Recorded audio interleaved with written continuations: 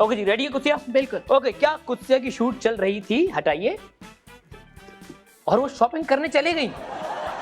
यार ये तो बड़ी आप लोग को अंदर की डिटेल पता है, कहाँ से पता चली? डायरेक्टर ने रोते हुए कॉल की दिया है, हमारी एक्ट्रेस सेट छोड़ के चले। अच्छा, एक बार अभी रिसेंटली मैंने प्रोजेक्ट किया था नदीम बेग के साथ, तो उसमें हमारी कास्टिंग जो इस तरह से हुई थी कि आई वाज ऑलरेडी डूइंग बेटियां उस वक्त ना। Okay. तो एकदम से मुझे कॉल आई कि ये वाला प्रोजेक्ट हम कर रहे हैं। तो मेरे पास कपड़े वगैरह कुछ भी नहीं थे। मैं कहा भाई मैं कैसे एकदम से शूट पे। अब नदीम भाई ने बोला आ जाओ। 2 दिन तो मेरे पास जो कपड़े थे मैंने वो किस तरह शूट पे निकाल लिए। अब सीन में था गैप, 3-4 सीन्स का गैप था। तो मैंने अपनी एडी से कहा, मैंने कहा मेरे पास कपड़े वगैरह नहीं है, मैं डॉल्मेन से होते हुए आती हूँ। उससे कहा हाँ चली जाओ। अब हुआ ये कि मैं गई और मैं रास्ते में फंस गई, बिकॉज ट्रैफिक आपको पता है कराची का। अब शाम का टाइम था। अब जैसे जैसे टाइम बढ़ता गया मेरे दिल की धड़कनें, मुझे डिप्रेशन होना शुरू किया। मैंने कहा ओह नदीम भाई गुस्सा करेंगे, ओह क्या होगा, अब क्या होगा। अब जब कॉल आई ना मुझे नदीम भाई की, मैंने नदीम भाई ने कॉल कर लिया आपको? नदीम भाई ने मुझे कॉल करवाई हिजाब के थ्रू। अच्छा, हिजाब की कॉल आई तो मुझे लगा हिजाब है। मैंने कहा आपको तो पता है मैग्नेस का देख लेंगे, हाँ संभाल लेंगे भाई। तो मैंने हिजाब की कॉल पिक की तो पीछे नदीम भाई थे। किधर हो? मैंने कहा नदीम भाई ट्रैफिक में फंसी हुई हूँ। कब तक आओगी? मैंने कहा बस आ रही हूँ। वो आना था, वो 2 घंटे मुझे लगे वापस जाने में। और उस वक्त तक नदीम भाई बैठे हुए थे। अब मैं डर डर के मैं जाऊं नहीं सेट पे, क्योंकि जाहिर है अभी भी नहीं। उसका एक तरीका होता है, जब आप सेट पे लेट हो जाए डायरेक्टली कुछ गिफ्ट ले आते रास्ते से खरीद के, आइंदा याद रखना। ओके। अगला, क्या कुत्सिया नकल उतारा करती थी जब सजल सेट पर नहीं होती थी? क्या कहती थी? अच्छा, हम चाहेंगे कि कुत्सिया थोड़ा सा अगर मिमिक करके दिखा सके मैं सजल। अच्छा, सजल जो है अपनी असिस्टेंट के साथ जब सेट पे आती थी तो मेकअप रूम में अक्सर, अब सजल नहीं है जिस दिन सेट पे, तो मैं सजल की तरह बोलती थी शाजिया इधर आना बेटे। और फिर उसके बाद उसका हंसना होता था।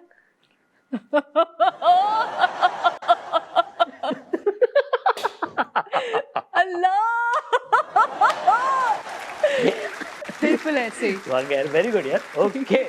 क्या कुत्सिया को इंस्टाग्राम पर डीएम आया और लड़की ने अपनी दुख भरी कहानी सुनाई? जब मैं वेट लॉस अपनी ट्रांसफॉर्मेशन में, उस टाइम मुझे एक लड़की का आया था कि मैं बहुत परेशान हूँ, मेरी शादी नहीं हो रही और मेरा वेट बढ़ा हुआ है और मुझे समझ नहीं आ रहा कि मैं क्या करूँ, मैं अपने आप को मार देना चाहती हूँ।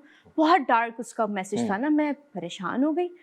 अब पहले मैंने सोचा कि मैं इसको क्या बोलूँ, अब क्योंकि हर किसी का थॉट प्रोसेस अलग होता है। तो मैंने उसको खैर एक मैसेज किया। मैंने कहा मेरी बात सुने, देखें ये वेट लॉस का ये सारा आपका कॉन्सेप्ट ये आपके दिमाग में होता है कि आप किस लिए करना चाह रहे हैं। यस। आपको नहीं पता आपने कर लिया कि आपकी शादी फिर होगी या नहीं, इस बात की क्या गारंटी है। मतलब आप अगर करना चाहती हैं अपने लिए करें, मतलब किसी और के लिए कि भाई वेट लॉस कर लूं शादी हो जाएगी। मैंने उसको खैर फिर समझाया तो उसके बाद वो she was happy and she was like please thank you so much. मुझे उम्मीद नहीं थी कि इस तरह एक्टर्स वैसे रिप्लाई नहीं करते वो। मैंने कहा भाई क्या मतलब है, आप इस मतलब ऊपर से न सलाम न दुआ आज ही सीधा। मैंने कहा भाई मैंने तेरा क्या बिगाड़ा है भाई। आई होप उसके बाद वो थोड़ी सी I hope she is better now. लेकिन मैंने जो उसको मैसेज कन्वे किया इट वाज लाइक उसमें मोटिवेशन थी एक तरह से कि करो अपने लिए करो। ओके जी, क्या कुत्सिया इसलिए शोबिज में आई क्योंकि वो खुद बड़ी ड्रामेबाज हैं? हाँ ये बात तो बिल्कुल सच। बचपन से? फिर तभी तो इस इंडस्ट्री में है, ड्रामा है तभी तो है। हाँ वैसे यार ये है, पता है अगर जो जिसमें नेचुरल ये इंस्टिंक्ट नहीं है ना, उसके लिए एक्टिंग करना बहुत मुश्किल होती है। बहुत मुश्किल है।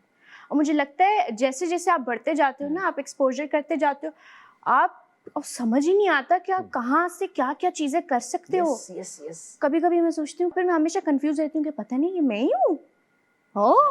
मैं ही हूँ। हाँ बचपन में कौन से ड्रामे किए घर में, घर वालों के साथ? कुछ माधुरी को बहुत देखती थी मैं। माधुरी को पता ही है? अगर उसको पता चल जाए ना वो तो। ये मेरे दोस्त मुझे कहते हैं क्योंकि मैं एक एक सॉन्ग विद एक्सप्रेशन और उसके स्टेप्स मेरे दिमाग में फिक्स हैं। मुझे जनरल नॉलेज का आप कोई भी सवाल पूछ ले मुझे याद नहीं रहेगा। माधुरी याद है पूरी?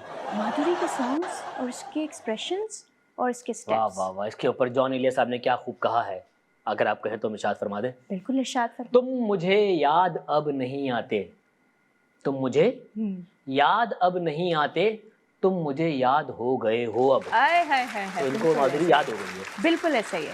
और कभी कभी ना मेरे दोस्त लिटरली उनका एक्सप्रेशन ये होता है, अबे भाई ये कैसे कर लिया? डांस वगैरह सब या एक्टिंग सब भी? डांस, एक्सप्रेशंस और एक एक स्टेप फिक्स हुआ है इधर बचपन से। और इससे मैं नहीं, मेरी बहन भी, हम लोग कमरा बंद करके ये रात में मैं कर रही हूँ। कमरा बंद करके माधुरी को खराब करते हैं।